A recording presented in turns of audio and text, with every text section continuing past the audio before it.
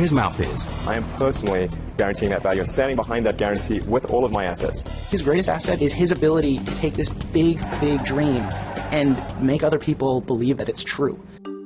The determined engineer's big dreams transformed 3 industries. I'm just wishing to any entities that are listening, please bless this launch.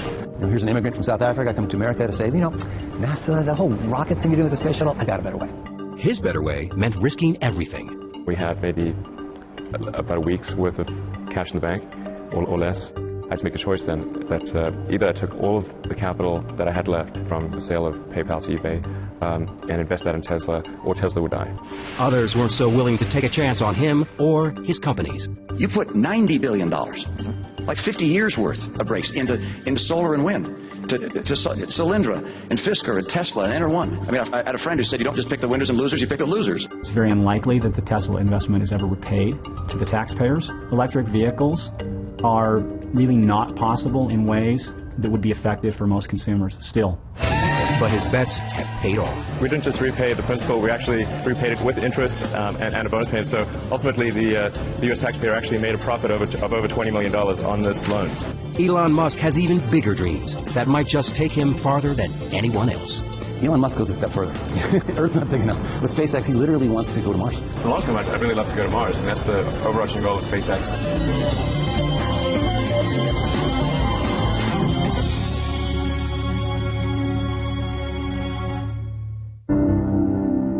When I was a little kid, I was really scared of the dark.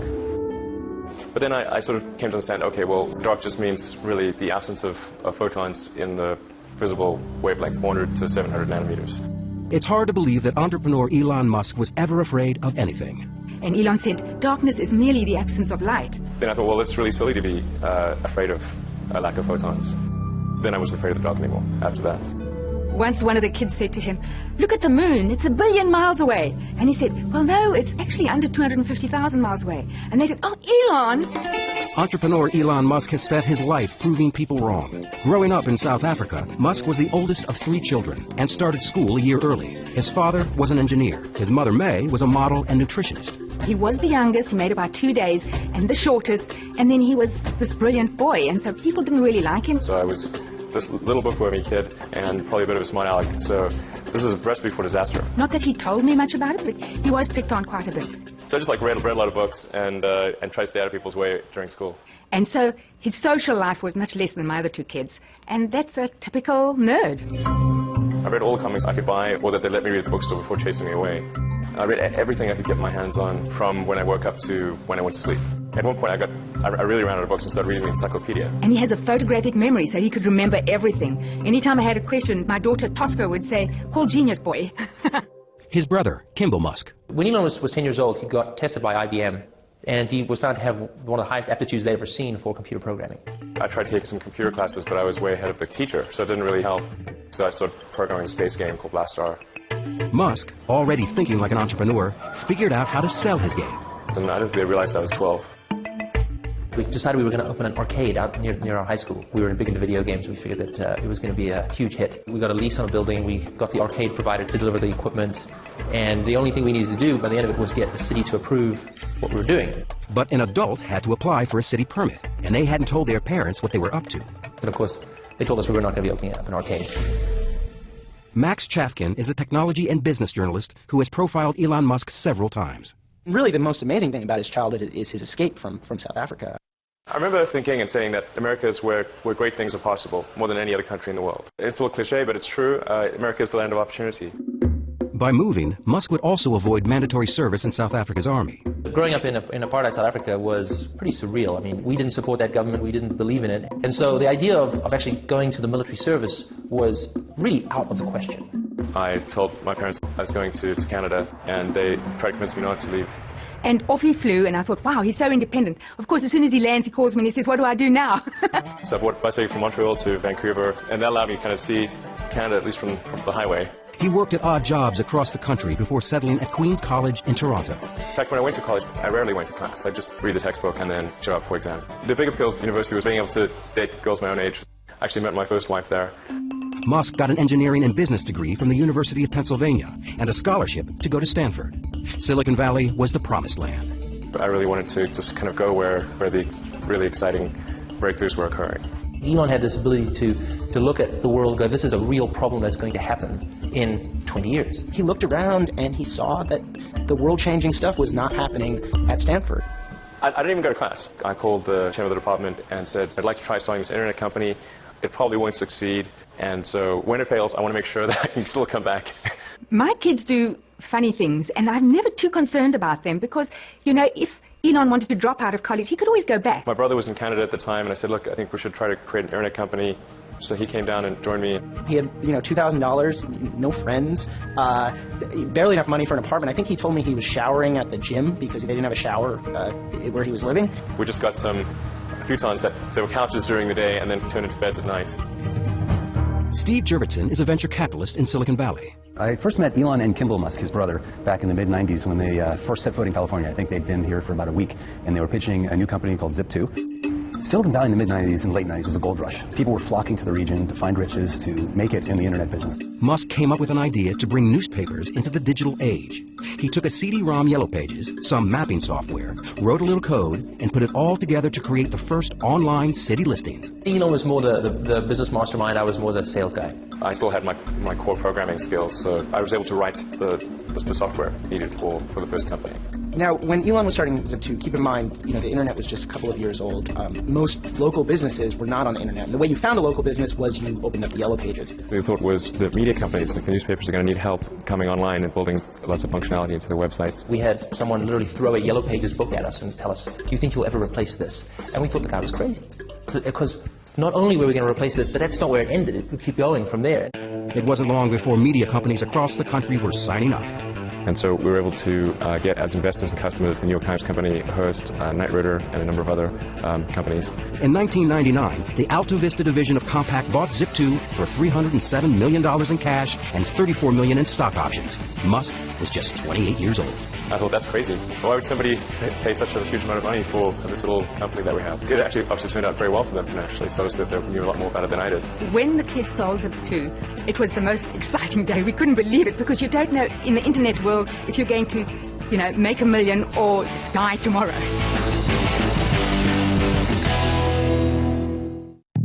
In February 1999, Elon Musk sold his first company. At 28, he joined the ranks of Silicon Valley millionaires. Zip2 was acquired by Compaq for a little over $200 million, and I made about $21 or $22 million as a result of that, which was a phenomenal amount of money for me. It was obviously a financial windfall. It was super fun to go out and buy some cool toys. There is, gentlemen, the fastest car in the world. One of his first things to do is go out and get a big sports car. He comes from a family that really enjoys racing in vehicles, and he got one of the highest performance cars money could buy at the time. It was a McLaren F1. And proceeded to enjoy that around the Bay Area, let's say, with a number of adventures and risk-taking moves with his driving.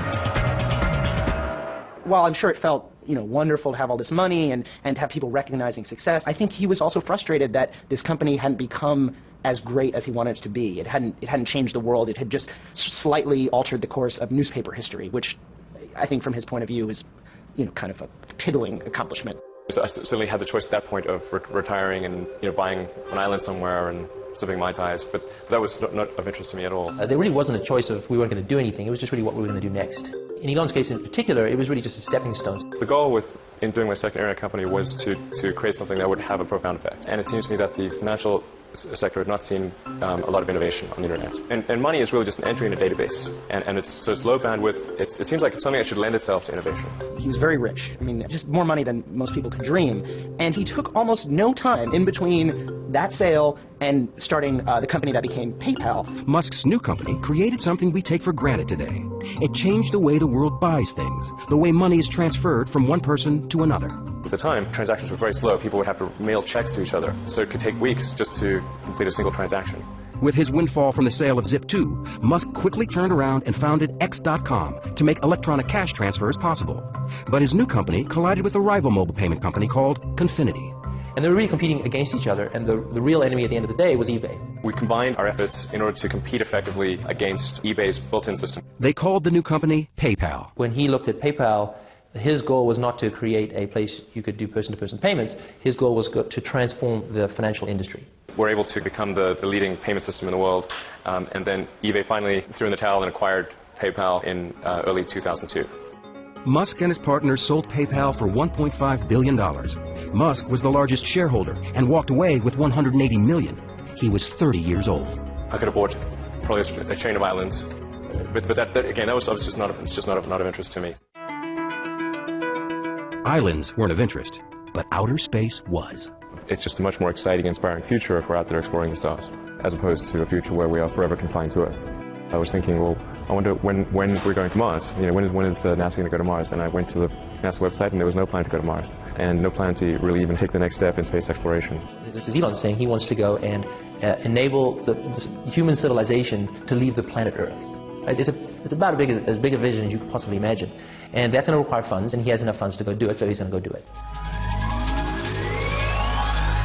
Musk had the outrageous idea that private enterprise could actually re-energize space travel. And in June 2002, he founded Space Exploration Technologies, or SpaceX. Elon was the only funder of the company for its early years. Another incredibly risky move to say, nobody on the planet thinks this idea is financeable. I'm going to fund all of it myself, to the tune of almost $100 million, which was the majority of his net worth at the time, into a dream to take on the military-industrial complex. You know, here's an immigrant from South Africa coming to America to say, you know, NASA, that whole rocket thing you're doing with the space shuttle, I've got a better way. I actually traveled to Russia 3 times to look at buying a refurbished ICBM without the nuke. And I came to the conclusion that the thing that was really holding us back from making much more progress in space was really that rockets had not evolved since the 60s. So the trick isn't figuring out how to get to orbit, it's figuring out how to get to orbit cheaply. So I had to come up with lower-cost ways to produce engines, the primary structure, the electronics to the launch operation, as well as run the company with very little overhead. And the sum of inventions in all those areas is what has led us to roughly 3- to 4-fold improvement over the cost of other rockets in the United States. What SpaceX has been very successful at is taking basically off-the-shelf technology, stuff that was developed by NASA 50 years ago, and streamlining it. So in that way, he's kind of the Henry Ford of space, because Henry Ford didn't invent the automobile, he just figured out how to make the automobile, commercially viable. Musk was more than just an entrepreneur. If you ask Elon how he managed to teach himself rocket science, he'll just look at you very seriously and just say very quietly, I read a lot of books. 32-year-old Elon Musk had his next big idea at his family's annual visit to Burning Man, the counterculture desert happening. Although still fascinated by rockets and fast cars, he wanted to find a way to end Earth's addiction to fossil fuels. I was one that suggested the idea of going into the solar power arena to Lyndon and Peter Wright, my cousins. He basically hands this idea to his cousins and says, if you want to start this, I will fund you, and it'll be your company, but I'll be the chairman. And they say, okay, and it works almost perfectly. What they have figured out is that if you sort of do 100 things 10% better in the area of solar cell installation for homeowners, you can dramatically consolidate an industry that's currently a bunch of mom and pop shops. So what Solar City did was they said, how about no money down? You want solar cells? We'll just put them in. You don't pay a cent. Right? It's like leasing a car, but even better. Solar City started in 5 western states and soon grew into the largest solar service provider in the U.S. The solar cells keep going. Solar City then owns those at the end of lease. So it's a fascinating business model where in the long term they may become the largest energy generator in America off all of these rooftops. But renewable energy was just one part of a much bigger goal. Musk had a more ambitious plan for a sustainable future. He had this idea that he wanted to make electric cars, help humanity get off fossil fuels. And so Solar City is about sustainable energy creation, whereas Tesla is about sustainable energy consumption. In April 2004, Musk helped launch Tesla with $6.3 million of his own money. It was the first auto industry startup in decades, and the only one born in Silicon Valley. And it's really pretty simple. It's, make a high-priced car at low volume, because that's essentially the only thing we could afford to do. And then step 2 is a medium-priced car at medium volumes, and step 3 is a low-priced car at high volumes. Tesla's plan was to introduce a high-end, high-performance product to first attract outriders, then make an affordable car for the masses. Tesla's co-founder and first CEO, Martin Eberhard. We expect to change the way people think about electric cars with this car, and that we hope to open a market for us to sell other electric cars. But we also know that if you start off by saying, let's first change human nature and make everybody drive crummy little cars, that doesn't work. So instead, let's build a car that people want to drive. Let's build a car that's hot and desirable and beautiful, and convince people that driving an electric car is not a compromise. This idea of actually going in and putting it in a high-end car and breaking the mold of what an electric car was exciting. This is no longer going to be a golf cart. This is going to be a Ferrari. Any cops watching? Nope. Coast is clear. When we first saw Tesla, it had a good explanation for how they get to market without having to spend an exorbitant amount of money, how they would create a brand and an object of desire in consumers, and each part of the story clicked together. He talked about Silicon Valley smarts being able to show Detroit how to do something that Detroit didn't think was possible. It's batteries, it's drive electronics, it's electric motors. Those are skills that are present in Silicon Valley and not present in Detroit. Tesla's revolutionary technology for the Roadster started with a computer battery as the power source for the automobile. J.B. Strawbell, Tesla's chief technology officer, was the main designer of the electric powertrain. For the first time, it was possible to drive over 200 miles and have performance that was directly competitive with what a gasoline car could do. And Tesla was the first company to take those principles and put that into practice and try it. California Governor Schwarzenegger showed up for the Roadster's 2006 coming out party. A test of this one, it's hard. He bought one. So did Leonardo DiCaprio and George Clooney. But could Musk sell regular customers on his idea? At that time, there was very little activity in the auto industry in electric vehicles. We were in the age of the large SUV. So it was a little unusual to hear about this company in California that was planning to come to market with a high-end all-electric sports car. We were very passionate about trying to make sure that this car was going to just throw down the gauntlet on what the technology could do and really prove to the world that electric vehicles, could be incredibly fast and could have incredibly long range. There was kind of a sense of adventure, doing these things for the first time and doing it in a really scrappy way. We did some of the very first battery packs in my garage in Menlo Park before we actually were able to rent a real office. The big issue for Tesla, as with all electric cars, has been the batteries, their cost, and how long they last. Eric Noble is president of CarLab, an automotive consulting firm that evaluates new cars and trucks. American consumers are very ready for battery electric vehicles. Unfortunately, battery electric vehicles aren't ready for American consumers. The first results at Tesla seem to support this gloomy forecast.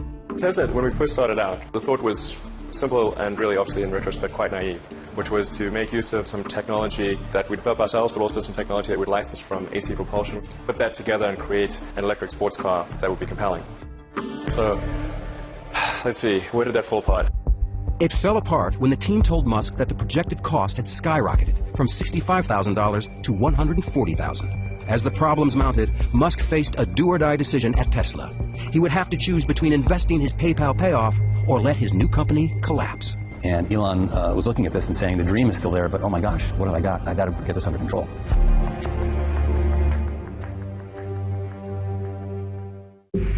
By 2007, Tesla was running out of money, fast. No one wanted to step up to save the unproven automobile startup.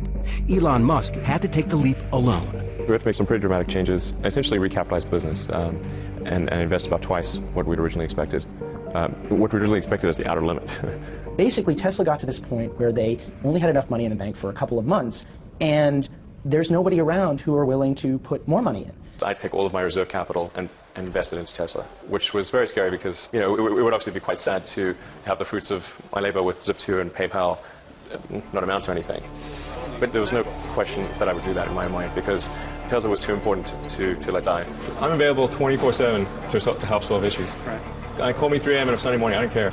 We had to go in and make some really hard decisions on personnel changes, and Elon really had to dedicate his time to the company. I want names named. So if someone's always on the hot seat and is always the root cause for problems, they will not be part of this organization long term. It's not okay to be unhappy and part of this company.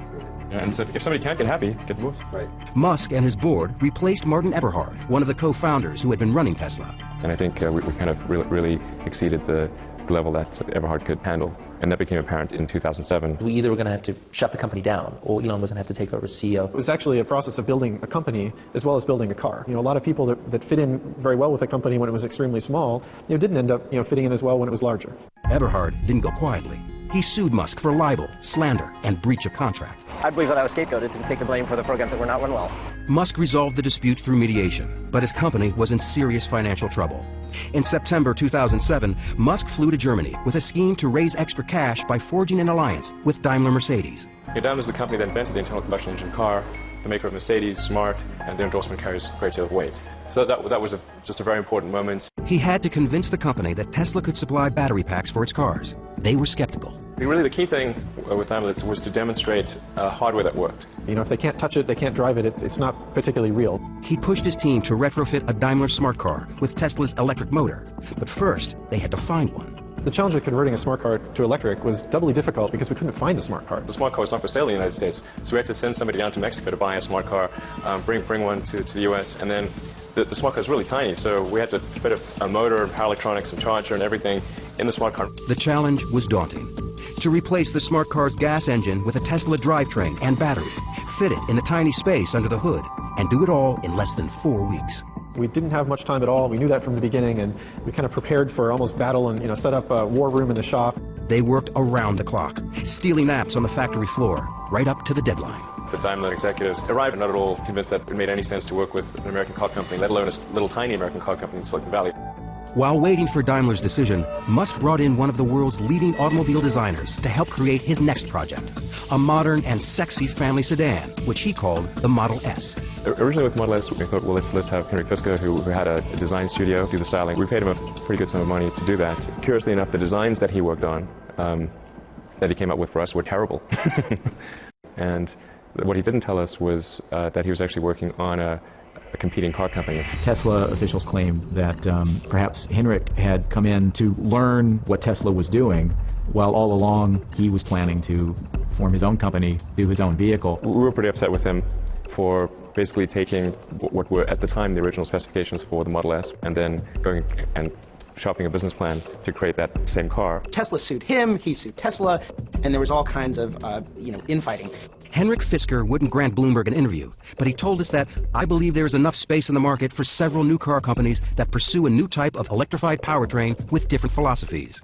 In November 2008, the court ruled in Fisker's favor. It was a setback for Musk, who was also going through a tough time personally. After 8 years of marriage and 5 children, Elon and Justine Musk divorced. I got divorced, personal life in somewhat of a shambles, and in addition getting attacked by some in the media, my ex-wife, every bad thing you could imagine. There was more bad news when his bold space transport company SpaceX again failed to get a rocket into orbit. The first launch didn't get very far, got about a minute up, and then there was an engine fire, and that was it. The second flight actually did make it to space, but not to orbit. And then also Flight 3, we didn't get all the way to orbit. He started saying, "I've got enough money for 3 cracks at it." He put $100 million of his own money, and he sort of hinted at the idea that after 3, if he didn't make it, it would be over. SpaceX would die. Musk burned through the $100 million he had sunk into SpaceX. Now he was on his way back to the drawing board. 3 days after the failure, he announced, first that he knew what was wrong. He announced that they'd raised money to finance a 4th launch, and the 4th launch was going to happen in a matter of months, which in the rocket industry was a crazy announcement. We were able to solve the problems, and then just as we'd solved those problems, we ran smack into the worst economic recession since the Great Depression. It's been one of the darkest days on Wall Street in recent memory. Stock market falling the most since 9/11, the Dow off more than 500 points. This is what financial Armageddon looks like. Red screens that scream sell, sell, sell.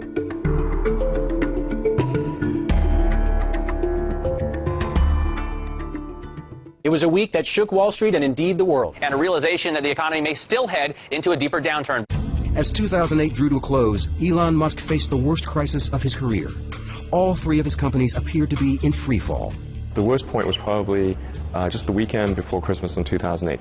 We had the economic tsunami take place and made things even worse. If it wasn't needed, we had to shut it down and just figure out how do we get through this dark period and not go bankrupt. General Motors shares falling to more than a 20-year low after Goldman cut the automaker's rating to sell on a worsening sales outlook. That was tough. It was obviously an economic period that saw the bankruptcy of General Motors and Chrysler, and there we were, a young company selling a very optional car. It was really people don't need a $100,000 sports car. And they certainly wouldn't want one getting poor reviews. The popular BBC program Top Gear took the Tesla Roadster on a test drive in December 2008. This car then really was shaping up to be something wonderful. But then... Although Tesla say it'll do 200 miles, we worked out that on our track it would run out after just 55 miles. And if it does run out, it's not a quick job to charge it up again. The combative CEO charged the incident was faked and said he had proof that the Roadster had not run out of power. He sued the BBC to block reruns of the show. The case was later dismissed. But things would get even tougher. His energy company, Solar City, foundered. The bank that had backed their leases pulled out of the deal. I certainly did not anticipate that we would have the worst economic climate since the Great Depression, and one which was disproportionately bad for cars. General Motors went bankrupt. General effing Motors, Musk was in the fight of his life. We had maybe about a week's worth of cash in the bank, or less, and there was just very little time left in the year to resolve these things. There were like 2 or 3 business days left in the year. I never thought it was possible for me to have a nervous breakdown, but if it was possible for me to have a nervous breakdown, that was about as close as I was going to come. When Elon was going through his sad period, I was so sad. I felt like I had a hole in my heart, and there's nothing you can do. You just hurt so much, and I just didn't see him getting out of it. He was just so sad. And then the next thing I get this call saying, "Ma, you can't believe it. I've met a wonderful woman." The one bright spot was meeting Tallulah Riley, a British actress who had never heard of Tesla, SpaceX, or Elon Musk. They married in 2010. I thought he was some sort of hapless engineer that had wandered into a London club, and he just looked so forlorn. He was sort of just sat in a corner on his BlackBerry, and he just looked really out of place and sad. I was, trying to be very sweet to him and sort of humouring him, going, "Oh yes," when he was going, "This is my rocket, and this is my car." Musk's personal life was looking up, and the future of SpaceX was finally taking off. We have liftoff. The fourth attempt to launch the Falcon 1 was a huge success. And 3 months later, NASA rewarded SpaceX with a $1.6 billion contract to resupply the International Space Station. But Musk had no time to celebrate. Tesla was on the verge of financial disaster. I had to make a choice then that either I took all of the capital that I had left from the sale of PayPal to eBay and invest that in Tesla, or Tesla would die. The company is really teetering on the brink of failure. And there's this board meeting late in 2008 where they're discussing what's going to happen. And Elon just says, well, I'm going to raise a $40 million round to keep the company going. And the board members are kind of wondering, well, how's he going to do that? And he says, I'm going to put it all in myself. And that incredible braggadocio confidence catalyzed a change in people's opinion. And we and everyone else around the table was like, oh my gosh, we want to be part of this. We want to get as much of this investment as we can. He saved the company in its darkest hour with an act of heroism that is hard to describe. There's nothing quite like spending your last remaining dollar on a project you believe in. It was thankfully a good week, but it definitely took its toll from a mental strain standpoint. I think I mentally just burned out a few circuits. Just after his emergency cash infusion came the news they desperately needed: a $40 million deal with Daimler for smart car batteries. Daimler later added $50 million for 10% of the company. Determined not to repeat past mistakes, Musk focused on bringing his family car to life. So I decided, look, we really need to have our own design studio, and that's when I hired Franz von Holzhausen to design the Model S. His green agenda was irresistible to von Holzhausen, a legendary figure in car design who had already revolutionized the looks of VW, GM, and Mazda. He's completely passionate to really rid the world of this addiction to fossil fuel, and that was something that he talked about from the very first sentence. First conversation that we had. With a new team in place, Musk completely revamped the look of the Model S. A sedan doesn't have to be a brick. It doesn't have to be a big blocky car. We wanted to bring this kind of passion and feeling back to this marketplace. The architecture of Model S is really similar to a skateboard. The floor of the vehicle is the battery pack, and the motors between the rear wheels, and everything above that is the opportunity space. In March 2009, Musk unveiled the prototype for the Model S. It could hold 7 passengers and as much luggage as a station wagon. But to build it, he knew he needed a piece of the U.S. government's new $7.5 billion loan program to support alternative energy vehicles.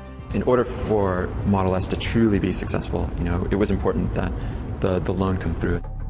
The government funding was controversial. The New York Times writer Randy Strauss called the program the bailout of very, very high net worth individuals who invested in Tesla Motors Act. Musk struck back. Randy Strauss is a huge douchebag. And an idiot.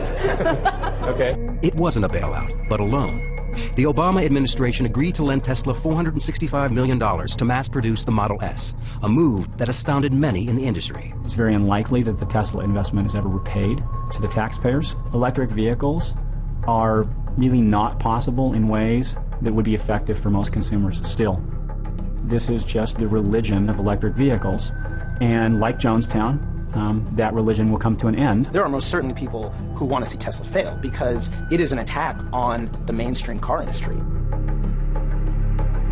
Of course, the biggest impact that Tesla will have is not the cars that we make ourselves, but the fact that we show that you can make compelling electric cars that people really want to buy. The government loan came with a challenging condition.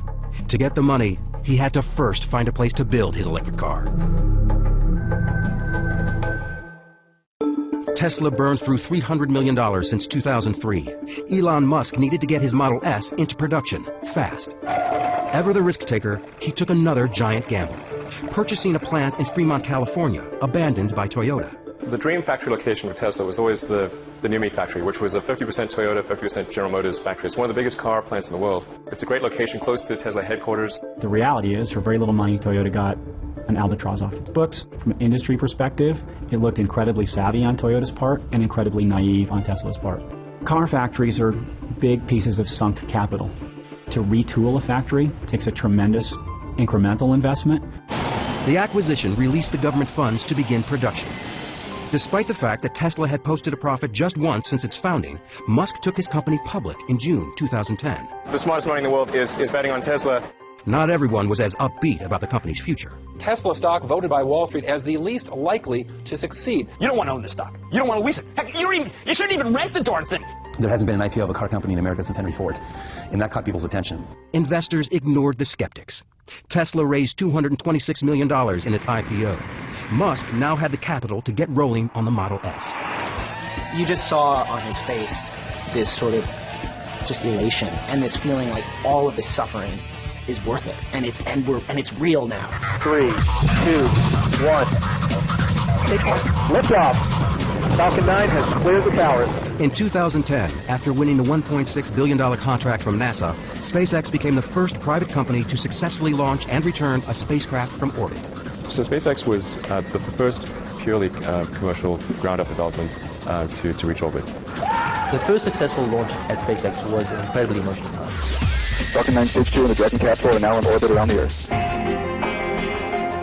I'm just wishing to any entities that are listening, please bless this launch. 3, 2, 1. And 2 years later, in May 2012, it made history as the first privately held company to send a cargo payload to the International Space Station.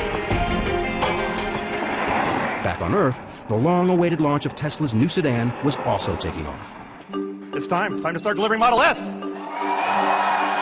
The Model S started rolling off the production line, although questions about range and service remained. Let him go! Not everyone was cheering.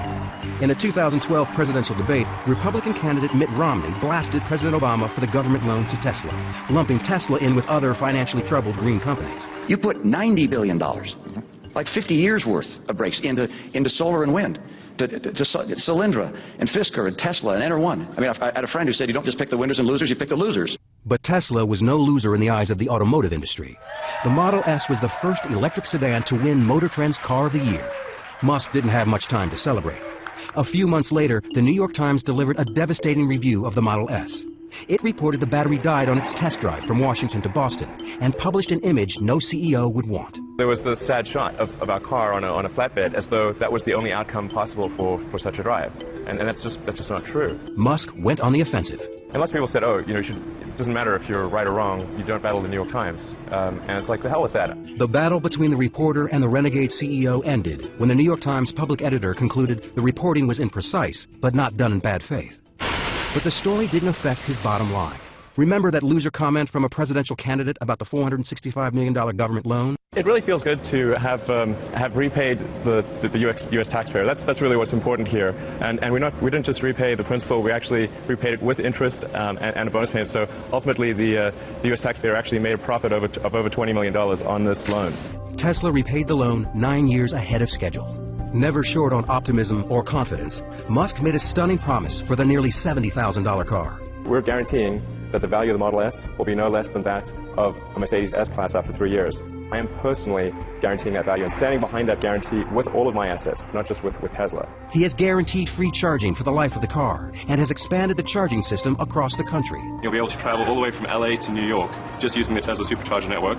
And the Supercharger system is free. So it's not just free now, it's free forever. That's the Tesla commitment. His commitment to customers has paid off. Since its IPO, Tesla shares were up more than fivefold. SpaceX and Solar City were also turning profits. NASA's our biggest and most important customer, but almost 3/4 of our customers are commercial. SpaceX says it has more than $4 billion in revenue under contract. But of all his companies, perhaps the greatest success was the one addressing the world's energy need. Solar City is now the largest solar service provider in the U.S. and has more than quadrupled in value since its initial public offering in December 2012. Solar City has been very, very impressive. I mean, there are, thousands of people with panels on their roofs and lots of big offices. I believe eBay has Solar City panels. So it's having a very big, very visible impact on the world. He really wants to change the world. And in Elon Musk's vision of the future, you'll have clean and renewable sources of energy feeding the grid, and all of our vehicles will run off that. This is really the future. it's something you want to tell stories about. Elon has a self-confidence that is just, it's breathtaking. And it's especially breathtaking when you think about the things he's confident about. The idea that humanity is going to get to Mars. That not just humanity is going to get to Mars, but that he, in his lifetime, Elon Musk, will get to Mars. Crusader or canny businessman. Named one of Time magazine's most influential people in the world, the risk-taking, multitasking CEO's estimated net worth was $6 billion in June 2013. Divorced for the second time, Musk splits his time between his 5 sons, his companies, and thinking about the future. Just, is it significant? Really, the question is, are things I'm working on, are they really going to matter, or do they have the potential for really mattering?